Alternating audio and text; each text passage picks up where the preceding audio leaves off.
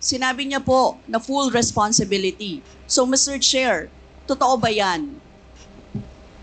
Correct. Very correct. Since I was a president, and there was this, until now, serious problem about drugs, I had to issue or make a policy statement about drugs. At all that happened, yung nangyari pursuant to my order to stop the drug problem in this country, akin yun. Akin yun. Ako ang nagbigay ng order kasi ginawa nila illegal or legal, akin yun.